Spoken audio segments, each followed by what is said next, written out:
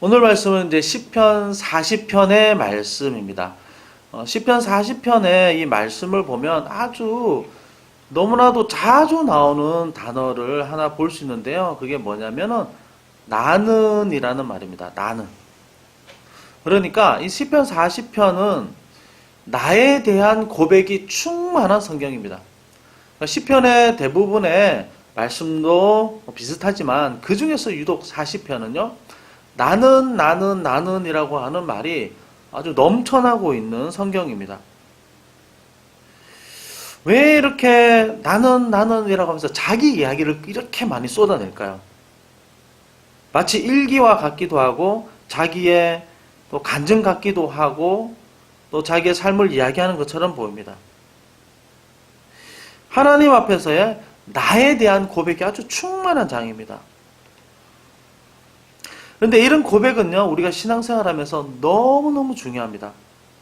우리가 예배하고 말씀을 배우고 나서 반드시 우리가 꼭 해야 될 것이 무엇이냐면, 그럼 나는이라는 질문입니다.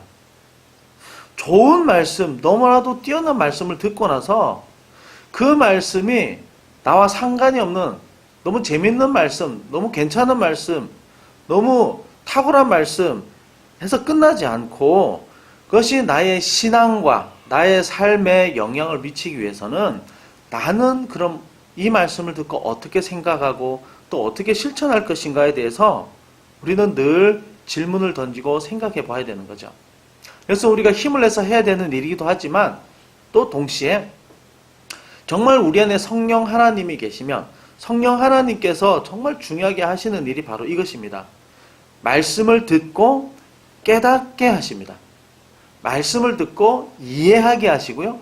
말씀을 듣고 나의 허물과 죄를 보게도 하시고요. 말씀을 듣고 어떤 큰 확신을 가지게도 하십니다. 그러니까 이 성경책이 글자로만 끝나지 않고 이 말씀이 나에게 영향력을 미치도록 하는 이 일을 누가 하시냐면 성령 하나님이 아주 중요한 사역입니다. 성령 하나님께서 물론 기적과 이적을 베풀기도 하시죠. 그런데 그 이전에 더 훨씬 더 중요한 것이 뭐냐면 우리가 어려운 가운데 있을 때, 곤고할 때, 또 예배 나올 때, 또 어느 순간에 모든 걸 포기하고 싶을 때 성령 하나님께서 믿는 사람의 그 심령 가운데서 두드리시고 계속해서 말씀하신다는 겁니다. 조금 전에 이야기했듯이 성령 하나님은 구원을 적용시켜 주십니다.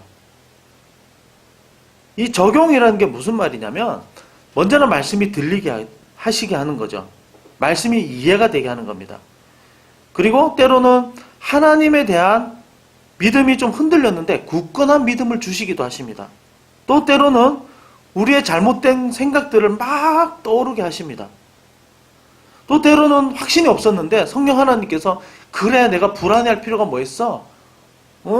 하나님이 함께 하시는데 뭐가 무서워라고 하는 확신과 담대함을 주시기도 하십니다. 내가 말씀대로 살지 못했다면 이게 말씀대로 살아야 돼. 이게 가장 최선의 길이야 하는 진리에 대한 깨달음을 주시기도 하시죠. 이 모든 구원의 적용은요 아주 개인적으로 일어납니다. 그래서 나는이라고 하는 말을 할 수밖에 없는 겁니다. 이 구원 적용에 있어서요 그 한 가지가 말씀을 듣고 나를 돌아보게 하고 나의 문제를 진지하게 생각하게 하신다는 거죠. 이것이 바로 묵상입니다.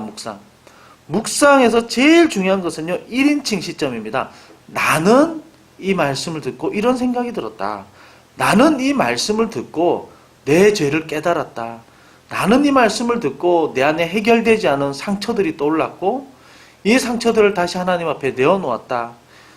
오늘 말씀을 듣고 말씀을 읽으면서 나는 이상하게 너무 힘들었다. 너무 슬펐다. 너무 애통했다. 나는이라고 하는 나의 모습을 보게 하시는 겁니다. 이것은요, 상담에 대해서도 조금 이제 공부를 하고 있긴 하지만 상담적으로도 너무너무 중요합니다. 나를 돌아보지 못하기 때문에, 내가 내 스스로 보지 못하기 때문에 정신적인 어려움을 겪기도 하고 또 그것이 누적이 돼서 병으로도 드러나기도 하는 거죠. 이 묵상에 대해서 교과서 같은 시편이 무엇이냐? 바로 이 40편입니다. 묵상은 너무너무 중요하죠. 신앙이 깊어지고 믿음이 자라기 위해서 반드시 있어야 되는 건 뭐냐면 묵상입니다. 묵상. 그래서 우리가 예배 후에 나눔을 하는데요. 저도 너무나도 은혜가 되고 너무나도 도전이 되고 너무너무 감사합니다.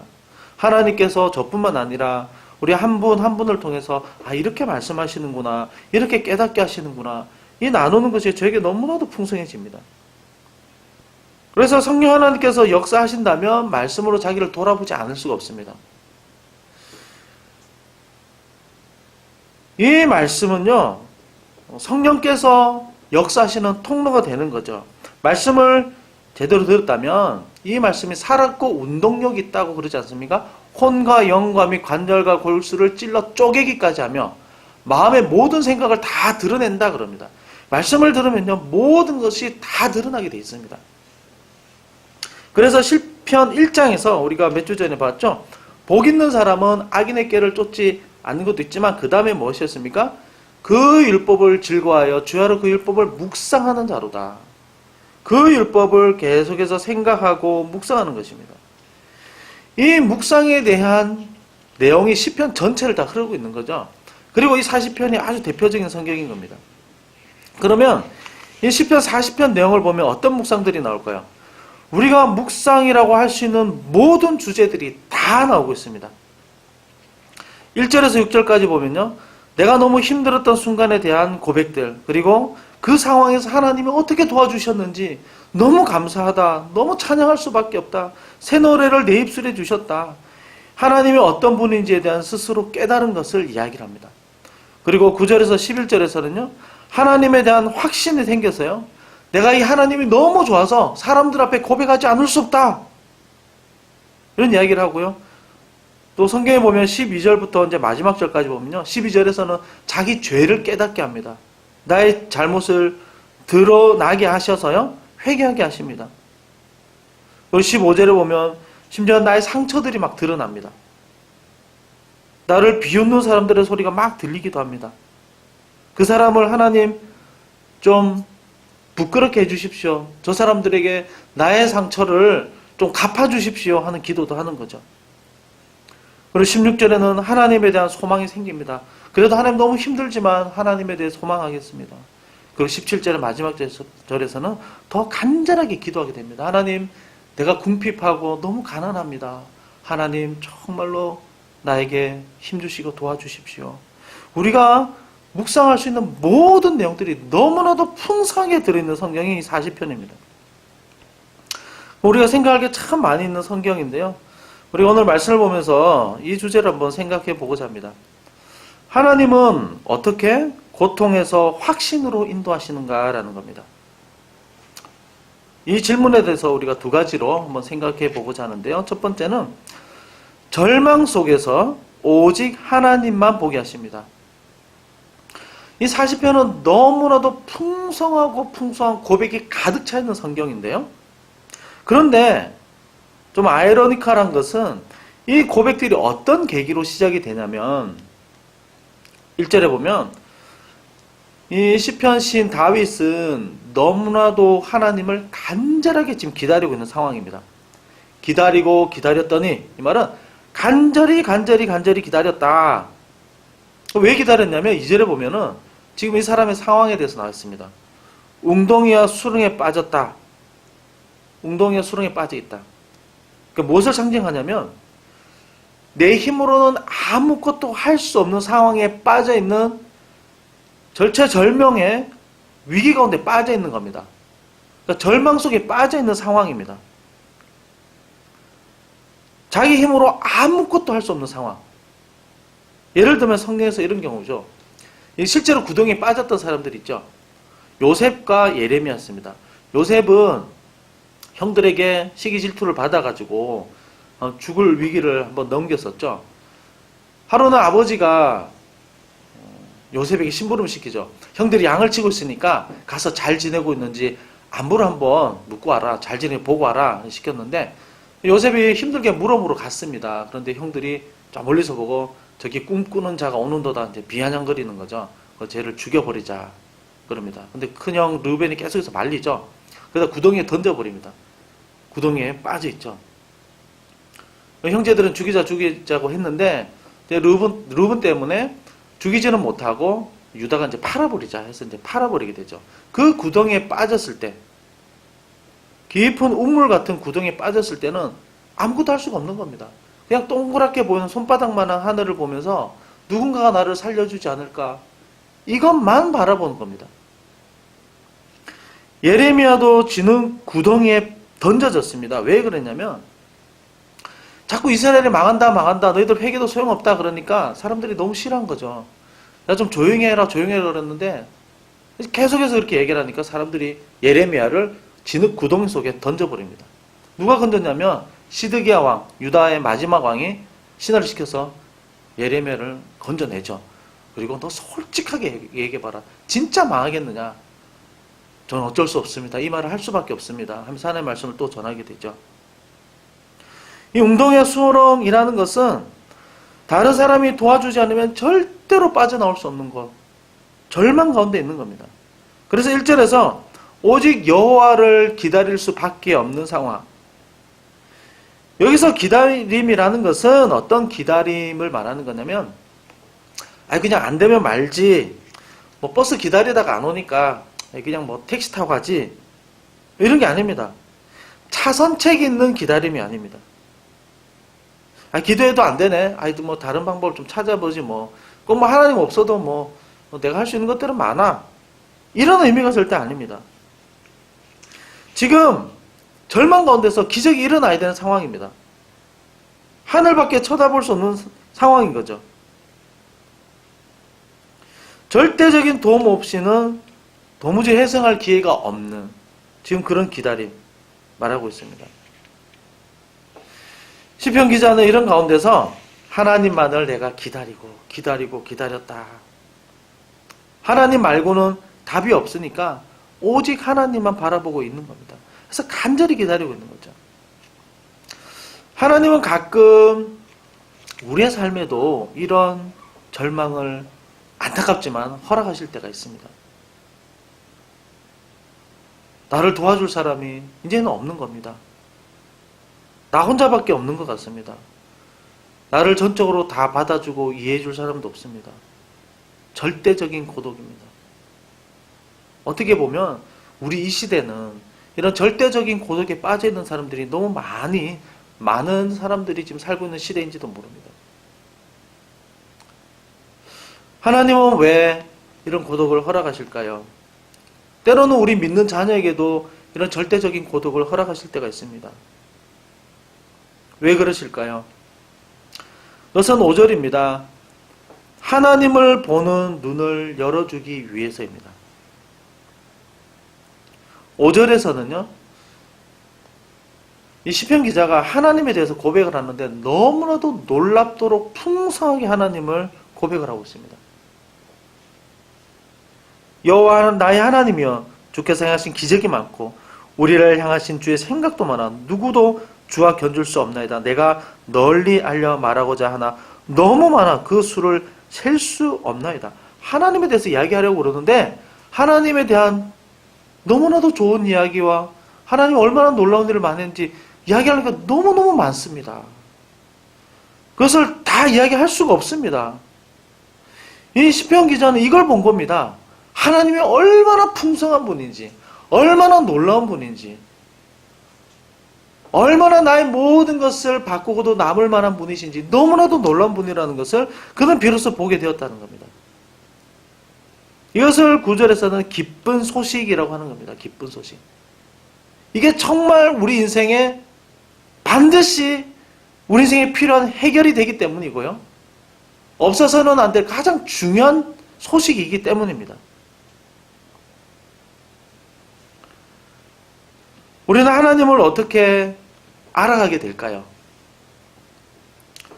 공부하면서 지식으로 알아갈 수도 있습니다.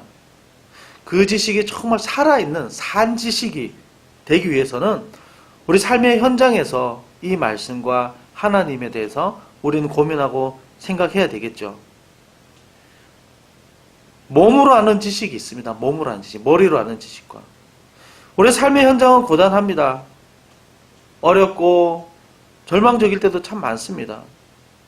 그런데 이런 모든 과정을 통해서 하나님께서 정말로 역사하시고 성령 하나님께서 정말로 말씀하시고 우리를 붙들고 계시면 우리에게 하나님을 기다리는 마음을 허락해 주시고 그것을 통해서 하나님을 볼 수 있게 인도해 주십니다. 이런 절망을 통해서요, 하나님만 바라보게 하십니다. 정말 우리 가운데 성령이 역사하시면, 그리고 정말 성령을 사모하시면, 이런 절망 가운데서 정말 하나님만 바라보게 하시는 거죠.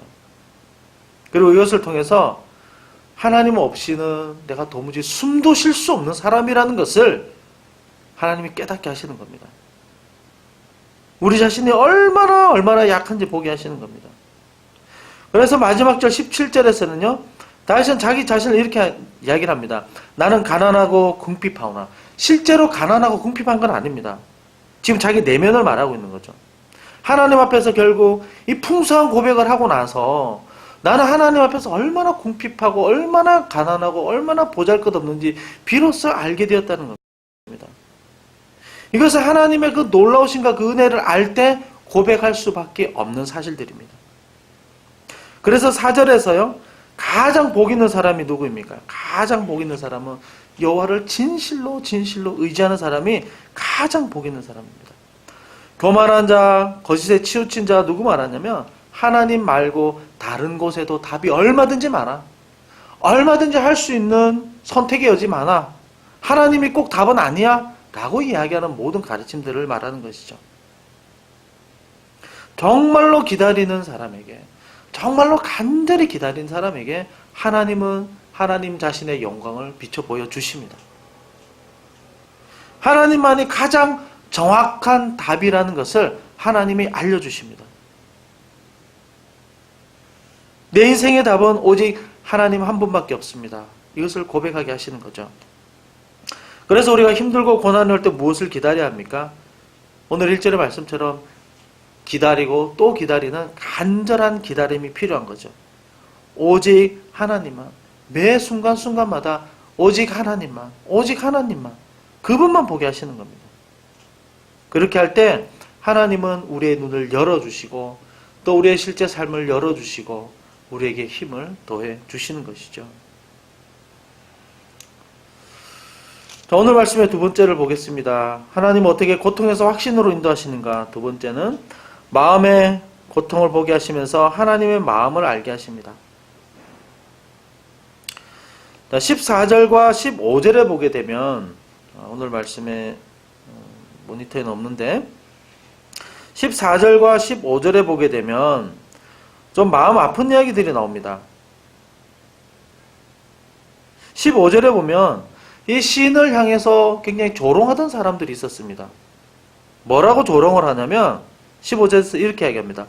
나를 향하여 하하하 하며 조소하는 자들이 나를 향해서 마구 큰 소리로 웃으면서 막 조롱하고 비웃는 사람들이 있었다는 겁니다. 거 봐라 하하하 네가 그렇게 될 줄 알았다. 아이 고소하다. 네가 할 줄 아는 게 뭐가 있냐. 네가 뭐 그렇지 뭐. 다른 번역에서는 깔깔대며 나를 비웃는 자들 이렇게 얘기하고 있습니다. 이 말씀을 가만히 생각하는데 갑자기 제가 혈압이 오르는 겁니다. 갑자기 나를 비웃는 사람도 있었지. 나를 무시하는 사람들 꽤 있었지. 뭐 일을 하다가 한참 어린 사람이 나한테 막 함부로 막 말하는 경우들도 있거든요. 그러면 막 뒷골이 땡기죠. 막 머리가 아픕니다. 모든 일을 다 접어버리고 싶습니다. 저도 나름대로 자존심이 되게 세거든요. 나에게 뭐라고 하는 걸 저는 굉장히 힘들어합니다. 굉장히 싫습니다. 시편 기자도 이렇구나. 이런 정말 왕무시 당하는 일들이 참 많이 있었구나. 그런데 기다리면서 하나님께 기도하고 하나님을 바라봤더니 이 마음의 상처들이 막 이렇게 막 떠오르는 겁니다. 마음속에 가라앉아 있던 오물들이 막 이렇게 물을 막 헤집듯이 막 떠오르는 겁니다. 여러분 기도하다 보면요 그럴 때가 있습니다. 늘 막 이렇게 할렐루야 막 이렇게 하는 건 아닙니다. 기도하다 보면은 갑자기 막 기분 나쁜 게 막 떠오르기도 합니다. 기분 나쁜 말들이 막 가슴을 콱콱 찌르기도 합니다. 다윗도요 얼마나 무시를 많이 당했습니까? 왕으로 잘 나가던 시기는요 굉장히 짧습니다. 사울에게 계속 쫓겨다니던 시절도 있었고, 왕이 되고 나서 바세바 이 문제 때문에 그 이후로 계속 쫓겨다니고 그 집안에 칼이 떠나지가 않죠. 압살롬 아들이 죽이려고 할 때 도망쳤는데요 많은 사람들이 비웃었습니다. 아니 왕으로 잘 나갈 때는 이렇게 힘 있는 척 하더니 아이고 잘 됐다. 조소하고 조롱하던 사람들이 얼마나 많았습니까? 다윗의 신하들이 저놈들 죽여버릴까요? 그러니까 내버려둬라. 저거는 하나님의 심판이다. 하나님이 나를 벌하시는 거다. 그래도 고통스럽고 속상하죠. 정말 마음이 힘들면 몸도 막 아픕니다. 찌뿌둥합니다. 어떻게 그때 기도해야 될까요? 하나님이 그 마음에 찌꺼기와 잔상들을 하나님 떠오르게 하십니다. 그때 시편처럼 기도하셔도 됩니다. 14절에서 뭐라고 그러냐면은 나의 해를 기뻐하는 자는 다 물러가 욕을 당하게 하소서. 15절에 나를 향하여 하하하 하며 조소하는 자들이 자기 수치로 말미암아 놀라게 하소서. 하나님 복수해 주세요 하는 거죠. 하나님 좀 갚아주세요 하는 겁니다.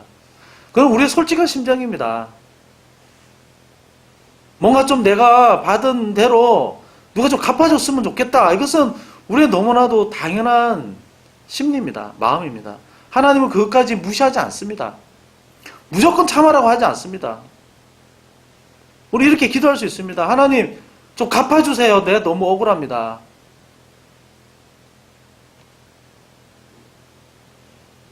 하나님 나를 비웃는 사람들이 자기 부끄러움 때문에 자기들이 놀라게 해주십시오.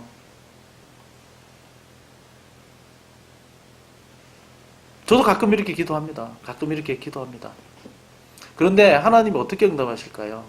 저는 많은 경우에 있어서 하나님이 그 사람들을 제가 당한 것처럼 똑같이 치거나 하늘에 불을 내려서 이렇게 막 엄청난 일을 벌리시지 않는 것 같습니다.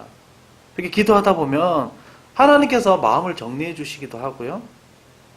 하나님이 타임머신을 태워서 멀리 보내는 것 같습니다. 무슨 말이냐면 우리가 30년 전, 20년 전에 굉장히 기분 나빴던 일을 지금 생각해보면 웃을 수 있지 않습니까? 그런 것처럼 갑자기 굉장히 멀어져 보이게 하는 겁니다. 제가 군대 제대한 지가 지금 20년 정도 됐네요. 그때는 진짜 너무 속상하고 너무 화가 나고 그 군대에서 총기로 사고 나는 게 왜 나는지 저는 너무 잘 알았습니다. 왜냐면 늦게 군대를 갔는데 4살, 5살 어린 선임병들이 막 나보고 머리 박으라고 그러고 발로 차고 막 이런 일들이 비일비재했거든요. 그때는 막 진짜 너무 어이도 없고 너무 막 분하고 늦게 군대 가기 너무 억울한 겁니다. 내가 나가서 내가 한번 이런 마음이 들기도 했죠. 근데 지금 생각하면 다 이해가 되는 겁니다. 지금 생각하면 별거 아닌 것처럼 느껴지는 겁니다. 하나님이 이런 마음에 이런 잔상들도 다 떠오르게 하시면서 비록 나는 복수하고 싶지만 그 마음까지 하나님 다 아십니다. 다 아시고 이걸 놓고 기도하면 저의 경험상은 그렇습니다. 그래서 아주 멀리서 보게끔 하나님이 인도해 주시는 것 같습니다. 그리고 때로는 더 큰 은혜를 주시면 그 사람이 불쌍하게 보이게 하시고요. 그 사람을 위해서 기도하는 마음까지도 허락해 주십니다. 이것이 성령 하나님의 놀라운 역사입니다. 그 생각만 하면 분이 치밀어 오르죠. 그러나 정말 성령 하나님이 역사하시면 그 은혜를 정말로 간구하면 하나님의 마음을 주십니다. 하나님의 마음을 우리에게 허락해 주신다는 겁니다.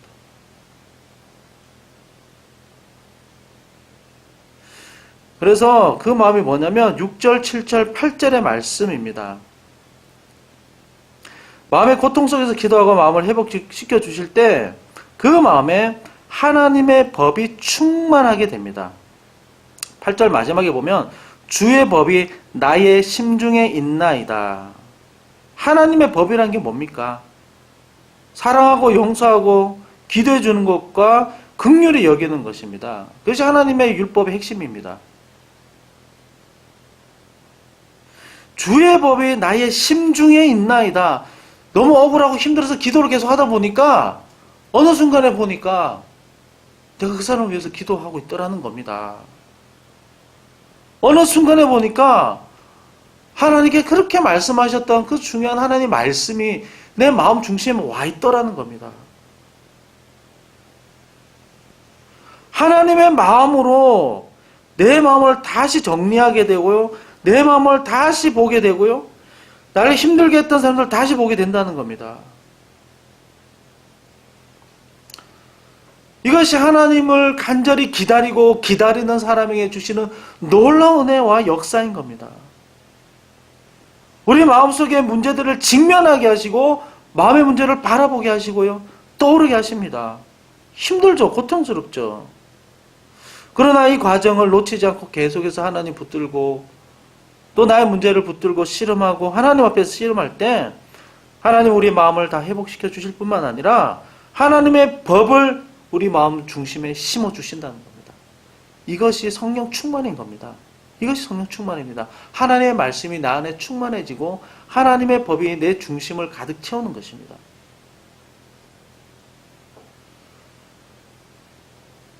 오늘 이 시편 기자는 간절히 기도하고 또 기다리고 기다렸다가 결국 하나님께서 말씀하시고 응답하시는 것을 보게 되었을 때 내 문제는 아무것도 아닌 것처럼 너무나 작게 보이는 겁니다.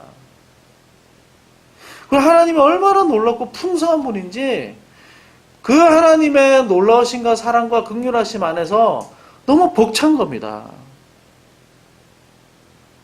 그리고 나의 정말 기쁨과 소망은 하나님밖에 없군요 라고 찬양할 수밖에 없게 되는 거죠.